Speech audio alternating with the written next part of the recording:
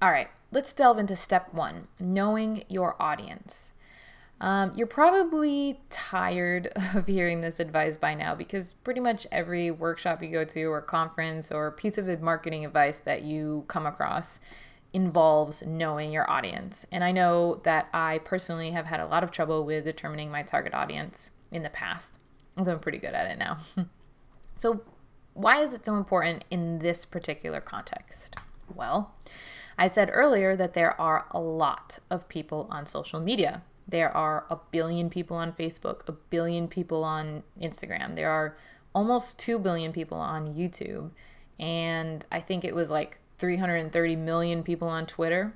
That's a really lot of people. There are, amid all of those numbers, plenty of people who are going to enjoy your work if they can find it. That said, while there are plenty of people in there who might want to buy and read your work, the majority of them won't. The majority of people won't care about you, they won't care about your books, and they won't care about anything because they're not readers or they don't read your genre. That might sound a little harsh.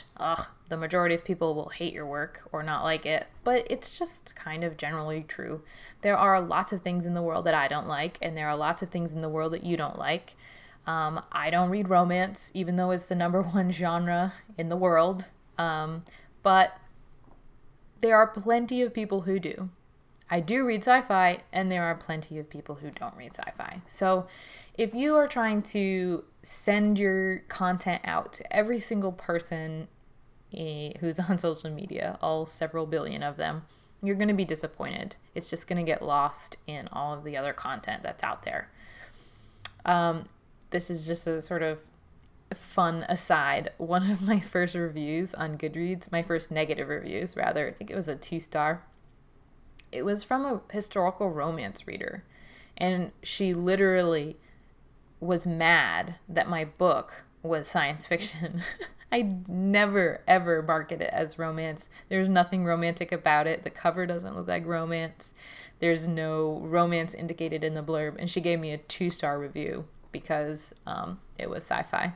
Let's say, just for a second, as a hypothetical, that you are one of those rare people whose book is so good and your work is so amazing that everyone in the world really will like it if they hear about it and if they find it.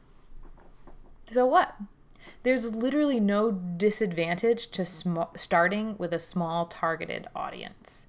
If they love it, they're going to tell their friends. And if their friends love it, they're going to tell your friends.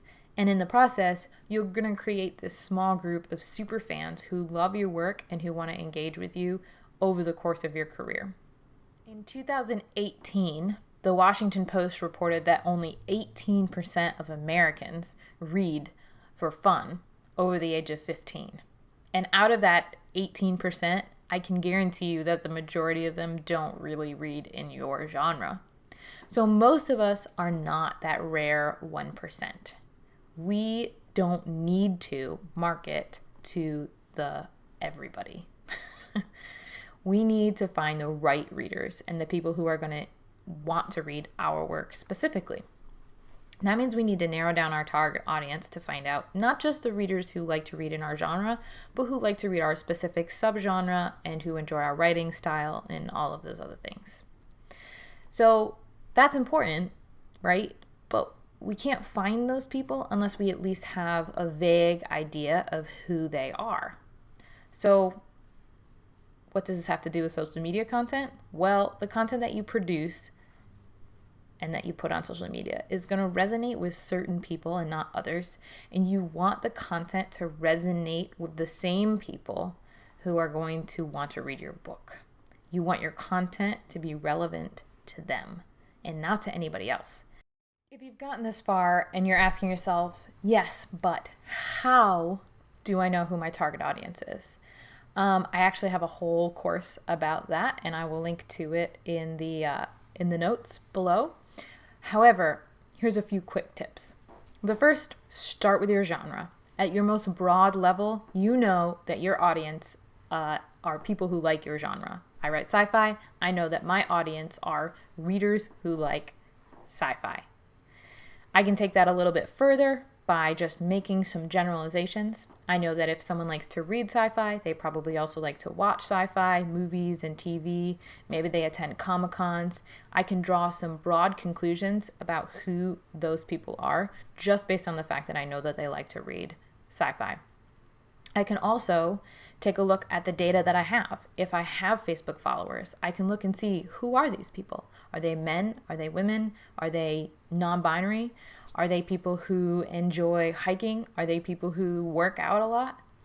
I can also look at website data if I have a website. I can look at the information that Amazon gives me about the places that people live who read my books. If I don't have access to this type of data, I can just ask. I can go on and find friends and family and people like that and say, do you read my books? Have you read my books? Do you enjoy my work? Who are you? I can also potentially reach out to other authors and say to them, we write in the same genre. I know my books are similar to yours. Can you tell me anything about your audience? Or finally, worst case scenario, there's tons of research out there in the world. Sometimes you have to pay for it, but just Google, what does a romance reader look like? What does a science fiction reader look like? And just take notes. It doesn't have to be super specific. You don't have to go into super depth about your target audience. You just have to have some place to start. So pick a few key details about who you think your audience is and go from there.